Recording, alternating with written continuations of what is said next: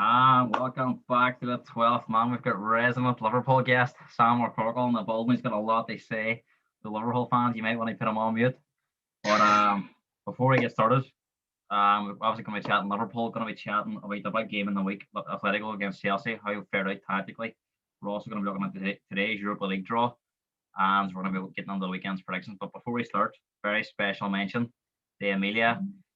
She popped in the shop yesterday and said that she loves the 12th man. She's only about 12 or 13, I think. So great that we're getting listeners across all ages. So if Amelia, for watching, I hope you enjoy tonight's show, and I hope United have a successful end of the season. All right, Sam? Don't know about that. Sam, obviously, big derby last weekend, Liverpool against Everton. Liverpool were done favourites despite form going into it. It was a game they tend to do well in. Even I think Jamie Carragher spoke about beating Everton with 10 men twice. A lot of times Liverpool do seem to get the better of Everton, but it didn't quite pan out that way this time. And obviously we've had a few days off, so you've had a lot of time to think about it.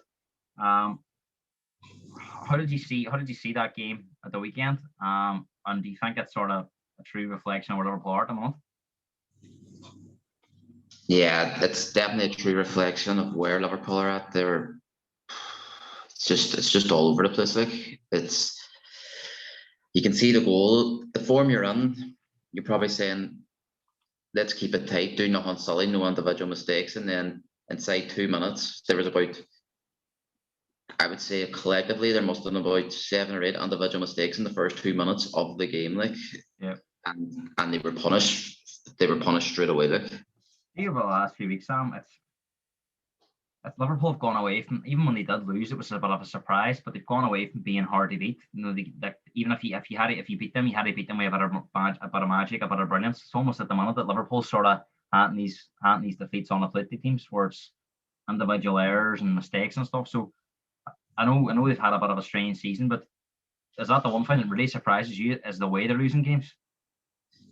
That's it. You can talk about the injuries and different things, but at the end of the day, it seems to be, like we talked about it before, like you're talking about the Man City game. Obviously, Man City, the informed team, like, but in that game, I didn't see anything but a draw when Liverpool got the penalty. Like, yeah. And I think, to be fair, Man City and Liverpool were both going to settle the last half an hour for a draw. Like, I don't think they were either team going to push until, again, crazy individual mistakes. And then you go on to then the Leicester game. Liverpool dominated the game for 77 minutes, and then individual mistakes, you end up losing 3-1. You know, it's they still have international players on the team. Like, they still have top players, and they're still doing well in games. But it just seems to be this season. It's not meant to be. It's just one thing after another. Like, and it's. Well, the big thing at the moment, you say it's a season not meant to be. It's a season where they could fall out of the Champions League places. Yeah. They are they're 5 points behind West Ham. I know it's only West Ham, but you have to look at who's on fourth at the minute, and you know it's almost got to a stage now where when you're chasing, you can't really afford to be dropping points. And I think when the injuries happened, Sam, a lot of people thought, you know what, the league might not win the league, but you know, no one ever thought top four would be at risk. How much of a risk do you think it is now going on the March? Oh, it's man.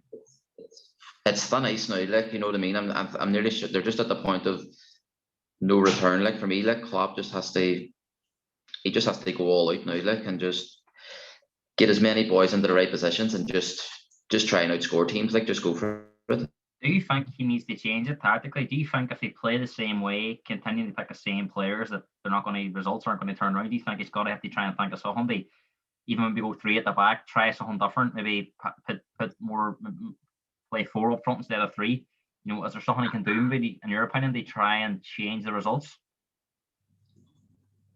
I see, at this point where we're at now, I think he nearly needs to go back to when he first joined and just face the fact that he doesn't have a good defense, but just try and outscore teams, like, because I thought the change should have came about 3 months ago, like, realistically, like, when you obviously lose Van Dijk and Gomez. Matip has played about 5 or 6 only Premier League games this season, like, yeah, and he's obviously pushing Fabinho and Henderson back in there, and then he's asking boys with not the great legs to do a job where you have to have legs, like. And I thought there should have been a change of the system a long time ago. I think the results would have happened if he did change it as well. I don't know. Obviously, he's a top level manager. He must see it, like, and he must definitely he must be able to do something else, like, because the 4-3-3 isn't working. Like, it's coincide. You're losing your best players, and it's coinciding with Mane and Firmino and Salah. Well, Salah's still scoring lots of goals, but he's not playing overly great. Yeah. And boys with bad form. Like, I look at Pep Guardiola, like, and you're just sort of saying, like, he's seen that his team wasn't able to do what he wanted them to do from 2 years ago, and he's just slightly tweaked things, moved players around, and now they found a system where Liverpool are just going, you know, we'll just go out and do the same thing over and over and over. Like. I think as well, if you look at Man City 3 months ago, 4 months ago, they weren't playing any confidence at all, and it's still the same players. So confidence does come in there. Where if you look at Liverpool now, a lot of their players they're down in the dumps. They're not. No, I can sometimes a change the system, a change results can upturn them before. No, you could take 3 or 4 players to get the rest of the players together playing better. I watched Man City the other night against Borussia Mönchengladbach, and Cancelo was doing things I didn't even think he could do. And it was almost playing like De Bruyne. He was picking passes out from the left, picking passes out from the right. You know, and that always got that ability. It's confidence as well. You know, and I think as well, one thing you said there about Klopp being a top level manager, there's no doubt about it, right? But one thing that was aimed at Arsene Wenger, Jose Mourinho over the years, and now you can look at Klopp, and there's no doubt about it. They're the best, some of the best managers we've ever seen, but they can be quite stubborn. And even when things aren't going their way, there is sometimes a refusal to change. And I think Pep was getting that sort of but aimed at him as well earlier in the season. People thought he should have changed maybe at the end of last season, at the start of this season, but he sort of persisted. And then only when they were after that Spurs game, when I think it became clear they needed to change something, they did. You know, so how much I know it's a delicate line, like, but and there's obviously we've chatted about it before about the owners should have given him a bit more support. But do you think with that current group, Klopp's not getting the best out of them at the moment? Yeah, and I know, like, I've talked about this before, saying the owners are to blame for the current situation. Like, I think they should have backed Klopp with the squad they had and being Premier League 100%. Champions. Like, but I'm sure Klopp knew in October and November that he wasn't going to get any money. Like, I'm sure that didn't happen in January. I'm sure that conversation happened straight away, and they told him it's not happening. Like, you know, you're gonna play with what you have. Like, so then Klopp has time then to readjust, get a system set up where you watch Trent and Robertson still getting into very good positions all day long, but there's nobody to pass the ball to. There's no space, like, and then they're getting caught. And it's just terrible to watch. Like, it makes no sense on what they're doing. Like, the system is broken down. I think Liverpool have about 12 or 13 players that can play the system to a T that Klopp wants. Yeah. And obviously he's missing 5. He's always missing 5 or 6 at the minute in that system. And then he's asking boys to come in that are squad players, like, and let's be honest, like, Shaqiri, the Ox, Jones is a bit young. They're not even maybe top 6 squad. They're not even top 6 players. Like, do you think with the likes of, I know Minamino's been shipped out in the moment, the likes of Origi and Shaqiri, you could look at maybe Jones. He hasn't given a lot of time to, since he has, you know, as you said, I think it was one game where we come off sub. It was probably the best player on the pitch. Can't remember which game it was. We were chatting about it, but they brought him off against Man City at 1 each, and they lost 4. Against Leicester at 1-0, they lost 3-1. Like, you know. Do you think when it comes to them boys that he's shown a lack of belief in them before? You know, when he had a fully fit team, that it's very difficult for them to come in and sort of play the system that he wants, because Shaqiri didn't play much at all last year. Origi, I haven't seen a lot of him since that Champions League final. I've seen a bit more of him this year. You know, he didn't really play at all last year. So do you think it's very difficult to it's almost like, you know, we see Mourinho with Dele and Bale, he hasn't really given the time in the Premier League, and when they're sort of 3 in it for 15 minutes, you don't really see it. And people expect them to do it right away. It's very difficult to get into a rhythm, and when your manager is leaving you, it is asking a lot of a player, isn't it? Yeah, it is. You can be fit and train week in, week out, like, but there's nothing like match fitness, like, you know, and that sharpness and stuff, like, and especially if the likes of Origi aren't on the same level as Manny and all anyway. Like, you know, Yeah. it's and Origi and all, they get a lot of stick. Like, I gave them stick on too, like they're not good enough, but they aren't good enough to be at Liverpool, but they are there. They need to be used. Like, and like you say now, it's like Klopp and the owners just in their head, like, we'll never get an injury. These boys are going to last, and this is it. Like, need to use anybody else, and now it's showed They're the real they're lack, the real lack in the squad. Like, they're in a really difficult position at the moment because obviously in the news this week we've heard about Henderson being injured, and I think Henderson's as important to any team. Yeah, if you have Henderson in any squad in the world, he's important because you see he's a leader, he's ability on the ball. There's not too many Hendersons left in football. And the day he does leave Liverpool, or the day that he's not good enough for Liverpool, it'll be a big loss to them. And the fact he's going to be missing out for the rest of the season, a factoring in what's actually happening at the club in terms of they're on a really poor run. Looked at it today, they're 17th in the form table since January. So since January started, 17th. 6 games at home, we had a one. It's hard to believe that last game they won at home was against Spurs in December. No, that's how long ago it was, and 4 defeats on the bounce. This is the last thing that Liverpool needed was losing Henderson. yeah, without a doubt, like he's the one that keeps it all together. You hear him now with no fans, how vocal he is. He's always in people's ear, encouragement, or telling them they need to be doing this. Even there against the day he got injured there against Everton, like, you could even see that he was driving more from centre defence into the middle of the park. For that half an hour to try and make things happen. Like, he was driving the team. Like, yeah, but yeah, it's just he's the main leader gone now. Like, I don't. It's gonna be. I think I was actually chatting about it, like, and I think that we said, like, if Liverpool were to get top 4 this season, it would be like one of the most biggest miracles out of football. Like, I think at the moment it will be. I think if you had looked at it at Christmas time, you would have said always up. But I think now, looking at it, the position they're in, it would be a tremendous upturn in results. Just actually checking here because I know you're playing Sheffield on Sunday, and then it's Chelsea midweek, and then who's it next Saturday? Bear with me 1 second. March the 6th. they haven't. It's Fulham. So the next 3 games are going to be crucial. So we've got Sheffield away. He's have Sheffield now. Yeah. On Sunday, and it's Chelsea on Thursday at home, and Fulham. So obviously the Chelsea game is going to be a big one because you're thinking that's your biggest tunnel. West Ham are above you at the moment, but you probably think it's Liverpool or Chelsea. Sometimes, whatever, rightly or wrongly, if any West Ham fans are watching, I think that's just the way it looks. The big teams, you always feel that they're best. West Ham, I thought in the second half against Spurs, they were very nervous, and they're going to realise now in these last 10, 12 games where the pressure comes, and West Ham got themselves on there now. They won't be the first team that's fallen away. And I just think a lot of their games are tight games, and eventually they will catch up. They're not blowing teams away, so I think it will be Liverpool or Chelsea. So you think that Chelsea game on Thursday is going to be crucial, but they need to win this weekend, Sam, don't they? Away to ship at Sheffield. It's one of them games where they're fighting for every single point. Like, it's not going to be easy. Yeah. Sheffield United, like, even last year, we played them twice last year. We got very lucky. We had Dean Henderson, Hoyler, like, and then I think we beat them 2-0 or 2-1 at Anfield. I'm not too sure. I think it was, but Sheffield United have been very unlucky this year. The games that they were nicking 1-0 last year, it's just complete reverse this year. Like, I don't think they played overly that bad, like, or changed that much. And they lost Jack O'Connell at the back, which is massive for them. Like, but funny enough, Sam, right? I've seen the XG table today, right? The expected points you would get, it's based on like shots and stuff and chances created. They should have like 25 points or something. They've been really poor in front of goal. I think the last year we say they're winning games 1-0.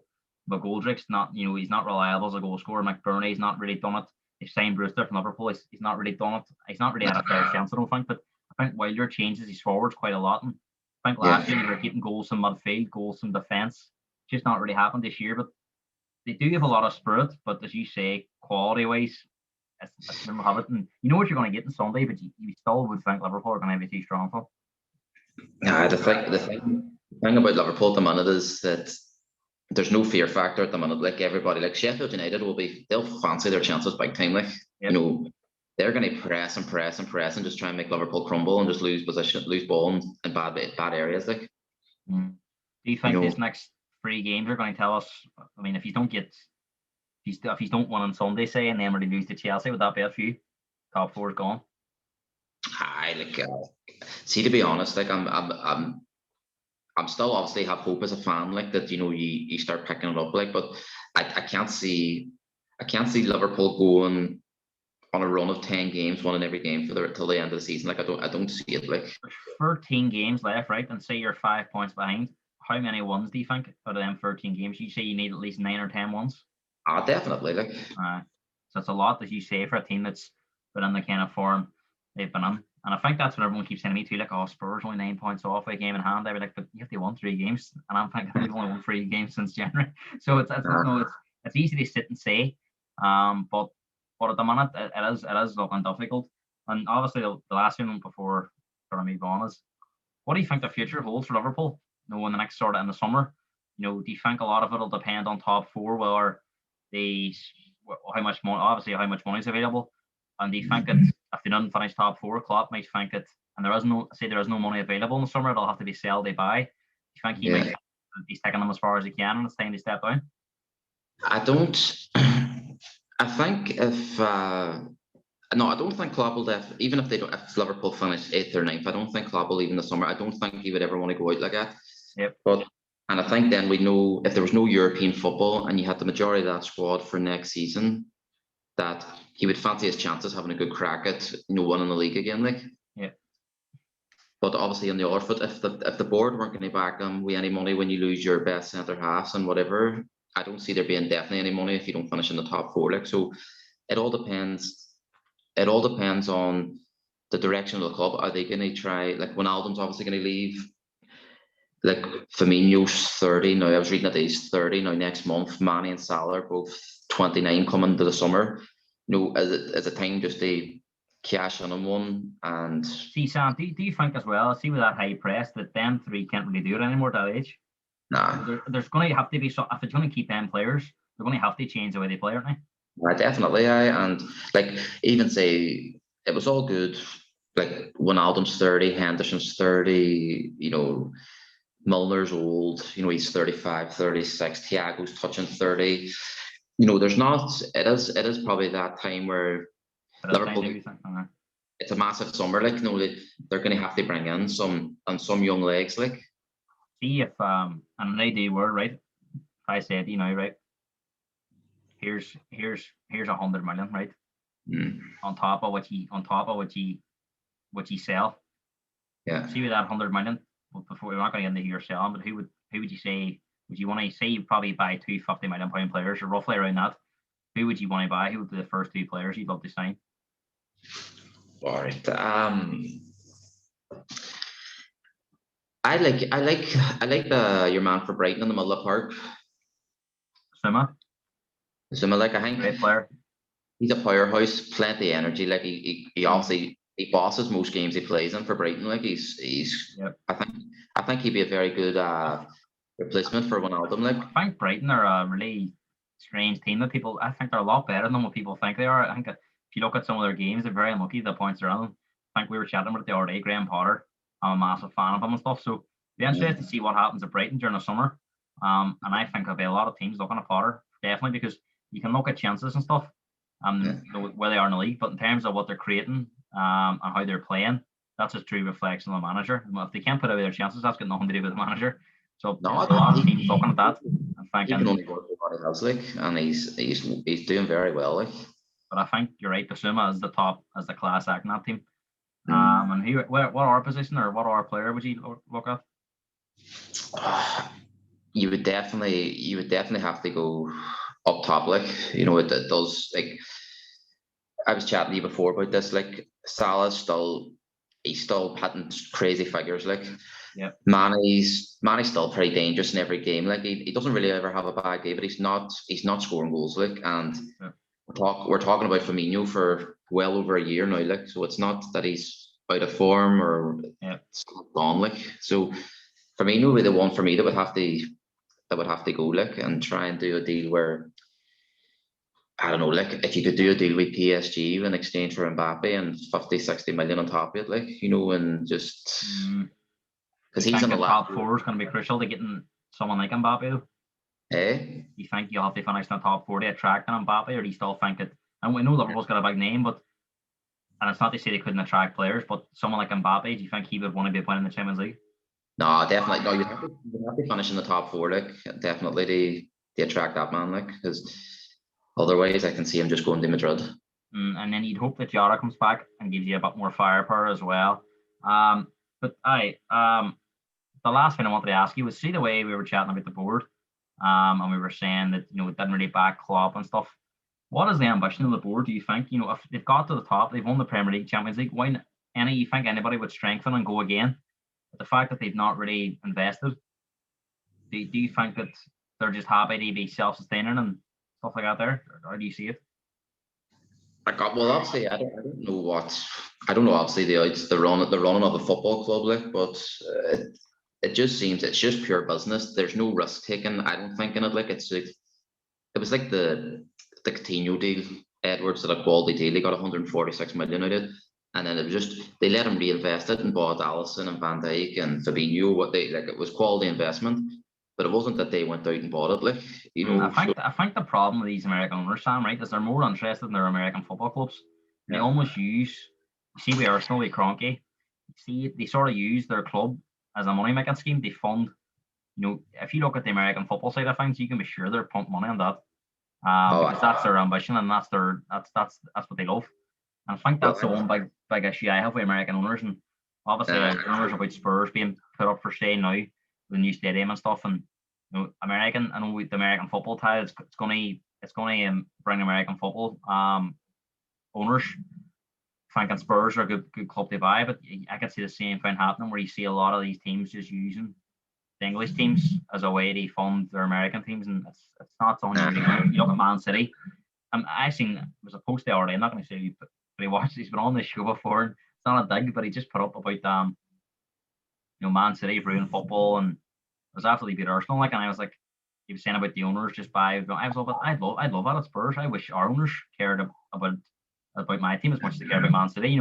I don't see what's wrong with an owner spending the money on their team to improve it. You look at that Man City. They're at every single game. They're proper fans of the club. They're not bored fans, but because they bought the team, they support them week in, week out. And they pump money in, and I don't see a big issue in that. I wish we were like that. No, and it was like when Abramovich came to Chelsea, and he still does it now. Like he just what he wants. Okay, this is the play you want, but on your head be it. Like you have to improve the results, like, and that's the way it goes. But no, I think Man City do it down to a T. Like they just, if they need a position, they go and pay it. Like, and they don't need to get rid of 3 or 4 just to buy one. Like it's just right. What's next? But hey, moving on. Big week past there in the Champions League where I think the tie everyone was looking forward to was Atletico and Chelsea. And I did expect it to be quite tactical, but I was really surprised at how, maybe naively, but I was really surprised at how defensive Atletico were at home. Yeah. And you could look at the Liverpool games last year, but they were playing the best team in the world at the time. They were unbeaten at the time. You were unbeaten in the league at the time and stuff. So I was very surprised at how they approached the game. Very, very negative, Sam. And Chelsea are only fifth in the Premier League, and Atletico were top in the Spanish league. So do you think that says a lot about Spanish football, the way Atletico approached that game? Well, it just says a lot about Simeone. He's just like, it's sort of that same like we chatted about the same Jose Mourinho thing. This is the way I want to do things. Like, like he's nearly killed the tie the way he went about it. Like, it's just crazy. Like, because it's not that they don't have good players. Like, I went through the team full of quality. And Chelsea are shocking at the back as well. Like, and he didn't lay a glove on them, didn't put them under any sort of pressure at all. Like we were chatting about Alonso, it was just an accident when they happened, and they never really got at him. Only a couple of times. It was no good. No, like I said, I watched a good bit of it, like, and it was just, I don't know what was going on. Like, I mean, there was one. It was multiple freeze frames. When Chelsea had the ball, they had 6 playing at the back. They had 4. The fullbacks tucked in as centre halves, and then I think it was Lamar and Correa as full, not even wing backs, as fullbacks. The 6 players were camped across their own box. Yeah. And as you say, I think Carragher spoke about it with Mourinho, no risk football. It really was like, and they were relying on, because they were so deep, relying on a mistake from Chelsea to try and score a goal. And I just couldn't believe how easy a night Chelsea had. And it'll be interesting now to see, like, Simeone's in a place where he's never been before. Like, he's behind, and now he has to come out. I think one of the journalists on Twitter I follow was saying this is the reason why a lot of clubs are put off Simeone. Is because this is why you think that was the reason we stalled Atletico the other night, is because you see similar tactics every single year. Of what, sorry? Do you think that's the same? Do you think that's the reason why Simeone stalled Atletico? That none of the Real Madrid or a Barcelona or a Liverpool or a Man United haven't come on from because of the brand of football? Yeah, 100%. Like, it's the way that he'll never change it. He's just made for that club. And don't get me wrong, he's done a very good job there. He's against Barcelona and Real Madrid, and they're at their top level. Like, he's mixed up with them. Like, you know what I mean? Champions League finals. He's won a league in there. Like, and there's no doubt about that. But that's why the big clubs wouldn't want him. Like, it's so poor. Like, when he has good players there as well. Like, yeah, I think one of the on our excuse as well. They were saying is they're playing against every week in Spain as well. Like similar tactics against, and they are top of the league, fair enough. But I think you spoke about it to me the other day when you said it's all about results when you play like this, because fans don't enjoy watching it. And their last two La Liga games, they've actually drew. The gap's been cut at the top as well. Like, so when they go and lose to Chelsea, there's a bit of pressure there now. Like, do you see if Atletico turn the tie around at all, or do you think Chelsea will be comfortable winners now? It's going to suit Chelsea now, because they're going to have to open up at some stage. Like, and Chelsea have great attacking players. Like, you know what I mean. So it'll be interesting. I thought Giroud was very good the other night. Like, the way he was just. I just have it down here. Do you think Giroud is the most underrated player underrated striker in the Premier League in terms of, if you think about now at Liverpool, right, as a standing striker, there's nobody better, is there?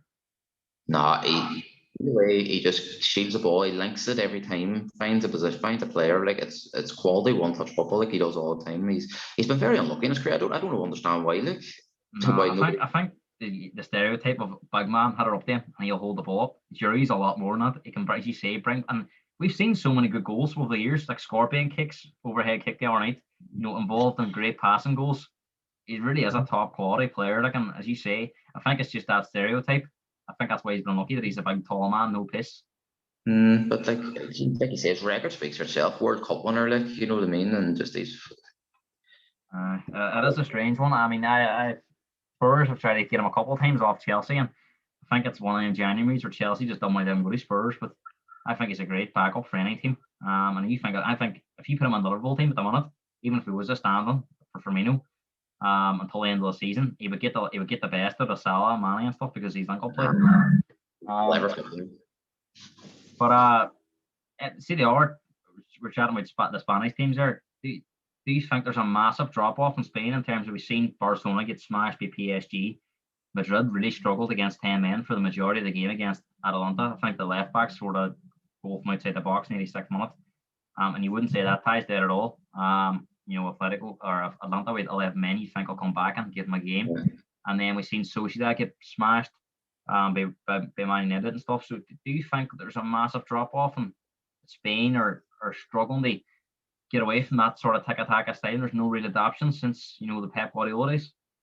Yeah, it's they had that unbelievable generation of the last 10 or 15 years. Every player they produced, and not even that played for Spain, just that came into the league, just seemed to be unbelievable. Like, and it was a top league. Like, but I think that's just died out, and football's moved on again. You know what I mean? It's moved away from the tiki-taka. It's all about the press and the power running again. Correctness, it's gone sort of back to everyone, which it suits the English teams a lot better now. Like, you know what I mean? So it's just like it just moves in circles. Like, So see on the Champions League ties, obviously Liverpool are looking strong, Man City are looking pretty strong. And then we've seen Bayern Munich, they look comfortable as well in their game. And it looks like there's not going to be too many shocks, that most of the big hitters are going to get through. Who do you think the favourites are moving forward? And the quarter. I know Liverpool, you said to me already, Liverpool ties not over by any stretch, but say 2-0 up, you would still expect them to get through it. Barring a massive collapse. So So do you think that who would the favourites be, and who would you want to avoid being a Liverpool fan? The favourites for me have to be Man City or Bayern Munich. Like I don't see anything else. Like And all the games I seen, I thought Man City were the strongest because they completely controlled that game. They already, and that Borussia Mönchengladbach team did to Bayern Munich, and I think it was only a couple of weeks ago. And Bayern, I think maybe they have lost the all game in Germany, but you might think maybe I was a bit naive, but maybe they will be a bit strong. You know, they'll take the Champions League a lot more seriously. You know, in Germany they're coasting along. So you think Man City, Bayern Munich? Aye, and Man City the other night, like I watched a bit of that game, and geez, they were in cruise control, like, and that was even without De Bruyne playing, and like Aguero's ready to come back as well now. Like, you know what I mean?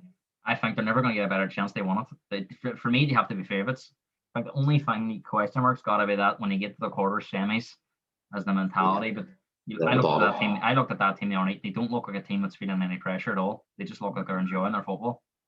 They look ready, like, and no, I would definitely want to avoid the way Liverpool's playing at the minute. I would want to avoid Man City anyway. Over 2 legs, like Liverpool wouldn't have a staying power with them, like, just wouldn't happen, like. Yeah. And then obviously alarm was set earlier today, Sam. Big draw today at 12 o'clock. Europa League draw. For all United fans, what can they know? But United got AC Milan. Yeah. That was probably the glamour tie of the round. I think people are getting carried away as well, but United AC Milan, and I've seen videos of Kaka and stuff and Rooney. No, It's not that kind of level anymore. I think even United fans will admit that I know they have come back a bit this year, but they're still some way of that team. A few years back, but Madrid, I think AC Milan scraped through against, I think it was Red Star or something, a really, really poor opposition, and I think needed a penalty shootout. Do you think United are heavy favourites for this tie? United will go through that comfortable, like, it'll be cruise control. I always think these draws too. I know that was maybe the glamour draw, but a lot of the big teams were kept apart. Almost does raise the question again that is there a wee bit of fixing going on? Because it almost seems like you don't want the big teams to meet at the end. But Olympiacos, Arsenal, Olympiacos put Arsenal out last year. By some, I think Arsenal dominated them, and Olympiacos had them by sucker punches. But I think Arsenal are going back to Greece, and they just about done enough to get past Benfica. They made really hard work of it. You know, 3 minutes left, they were going out. And Saka has been their player of the season. He's produced another fantastic cross, and Aubameyang scores. And I think all the Arsenal fans were calling it a great European comeback. But I don't know if that was how you seen it, Sam. How do you see that tie going on? Olympiacos Arsenal?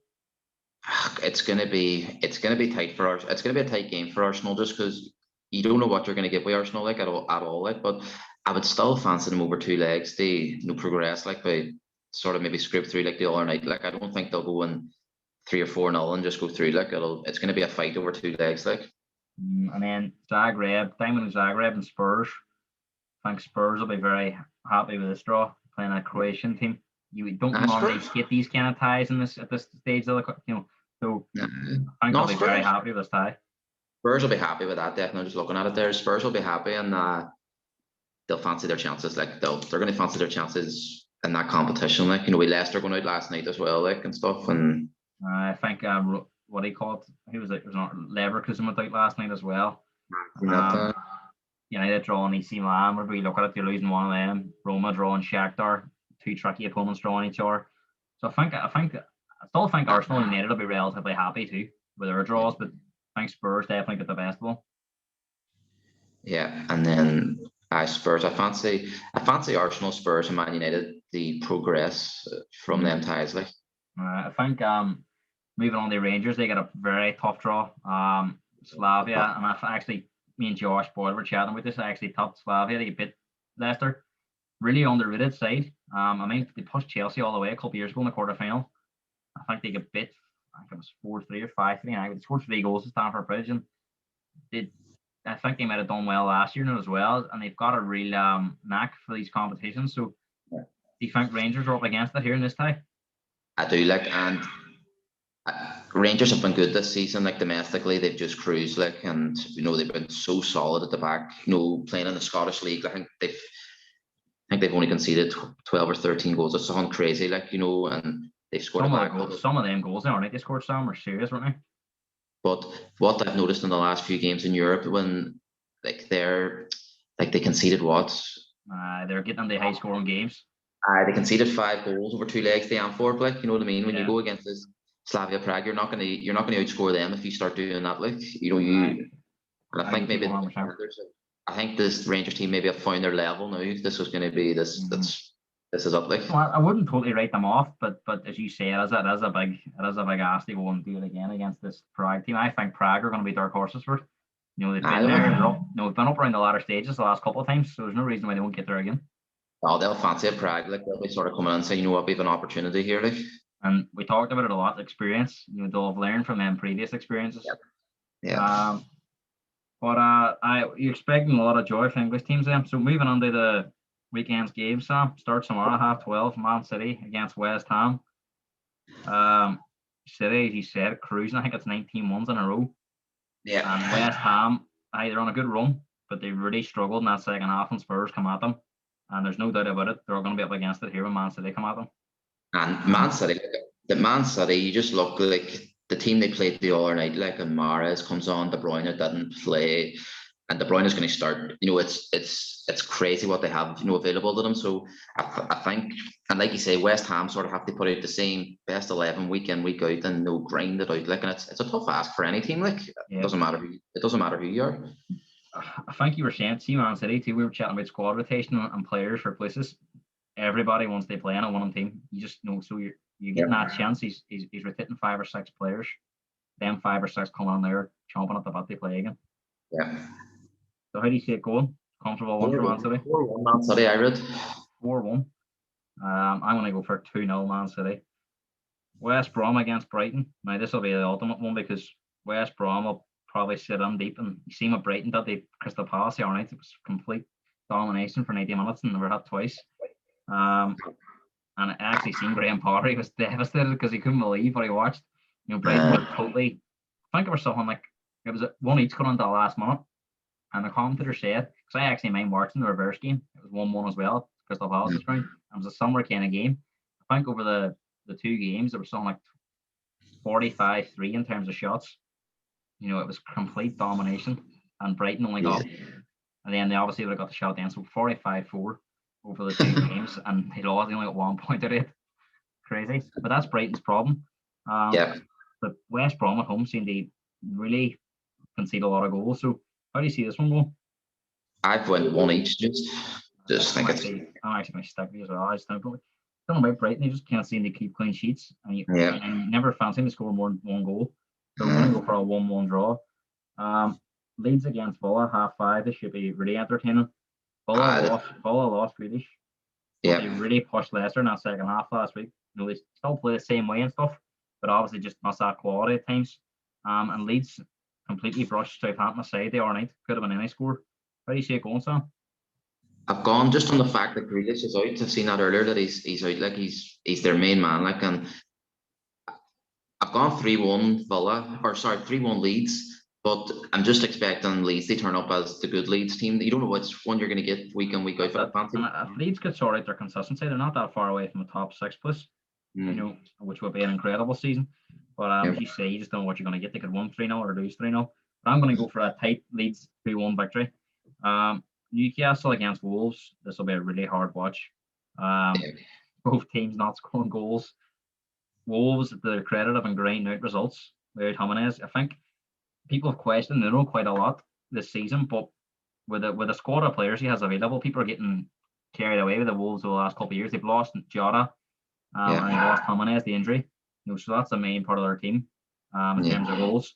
But they're sitting 33 points, and they've put a run together of games where they've just kept clean sheets in that games 1-0. So it has worked for them to a certain extent. How do you see this game going? Newcastle are in absolute desperation need of a victory. It's Fulham crept up on them. There's only 3 points now on it, so I've actually gone Newcastle 2-1. Have you? It's tight. I actually couldn't say for them. I just went for a normal draw. It's going to be brutal. Like, every time I look at it, I just change my mind all the time. I think both teams will be happy. You know, Steve Bruce will just hope they keep picking up draws and hope Fulham don't win games. I was actually looking at it. I'll get to it when I come to Fulham, but Fulham have drew in crazy amount of games this season. Moving on to Sunday, 12 o'clock. It is Crystal Palace against Fulham. Yeah. Again, Crystal Palace will probably just give Fulham a ball, try and hit them on a counter attack. Yeah. Zaha missing still, so I think you'll see a similar kind of Crystal Palace where they're going to have to rely on good goalkeeping, good defending, and clinical finishing from Benteke to get anything. So how do you see it going? I went 2-1 Palace. Seeing this here, Fulham have drew 10 games this year. If they had just turned a couple of them draws and they wins, it's just fine lines, like, but again, just a lack of quality in the final third at times, because they do play good football. I just have a funny feeling Palace are going to get an R1 here, just as you say, just being very difficult to beat. And Benteke's one of them players, when he starts scoring goals, he can get on a money run. Yeah. So I'm going to go for a 1-0 Palace victory. 2 o'clock, or no, sorry, this is 12 o'clock as well. Leicester against Arsenal. This will be very entertaining, I think, because definitely. Leicester only one way of playing, and Arsenal could suit them in the counter attack. How do you see this one going, Sam? I went 3-2 to Arsenal. That's an interesting one. I think Leicester are tiring big time. I think they're in real danger of the same thing happening last year. Actually, it's over the last few games I've watched them.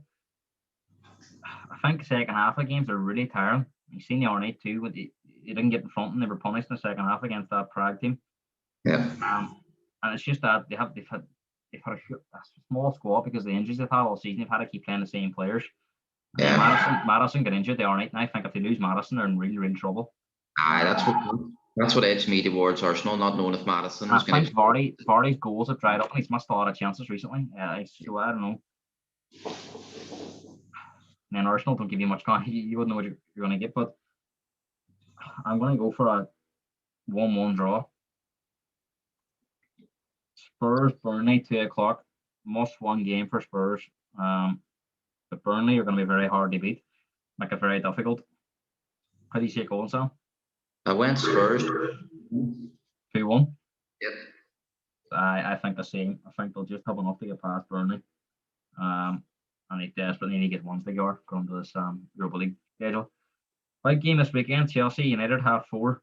Yeah. This should be really, really good. Well, the first game of the season was 0-0 draw, but there's a lot more at stake here, and I think teams need wins now, not draws. So should be entertaining. Should be a bit more. Should be goals in this game, Sam, shouldn't they? Well, it's definitely been an entertaining game, like, and I think Chelsea under Tuchel, like, you can see what he's trying to do, but I still think there's a lot of overplaying. Like, they're trying to work the ball into positions, and then I don't think he's got the players that he needs for that system. You think with Kovacic and Jorginho and Kante, he's not going to have the players to play that way. He's going to have to. It's all about possession and keeping the ball. So I don't think he's got the players suited the way he wants to play. It just seems to be pass, try and find the position, and then if Mount isn't in the position they need for the delivery, then they just go again, pass. It's just overkill, like. I think United will be more than happy to let Chelsea have the ball here and then try and pick them off in the break. Definitely. I'm going to go first here for that reason. I think Tuchel might suffer his first defeat. I'm going to go for a 2-1 United victory. That's what I went as well. 2-1 United. And then the big one for you, Sam, Sheffield United against Liverpool. We're back.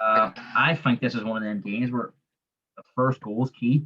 I don't think Liverpool are in a great position in terms of if they go 1-0 down, it's going to be a real struggle. Yeah. Even if it's 0-0 at half time, Liverpool really could do an early goal here to put this team to bed. Yeah. But I don't think it's going to pan out that way. But I just think he might have enough in the end, so I'm going to go for a 1-0 Liverpool victory. But it won't be pretty.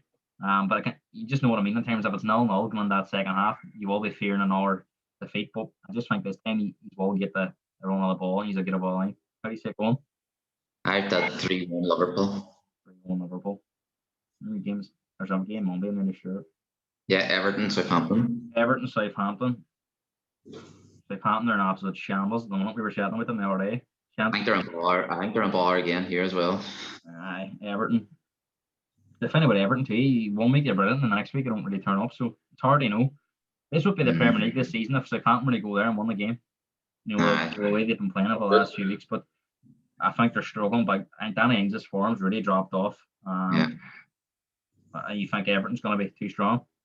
I went 2-1 Everton, but just 2-1.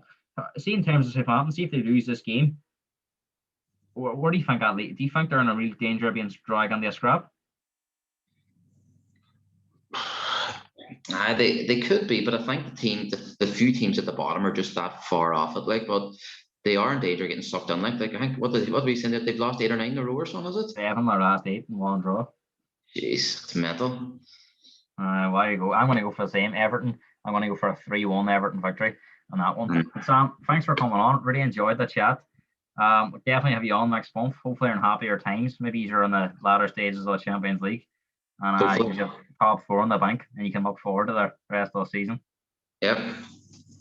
But no, hey, enjoy the rest of the weekend. Enjoy the football and I'll catch you again. Indeed. Thanks for having me. Cheers.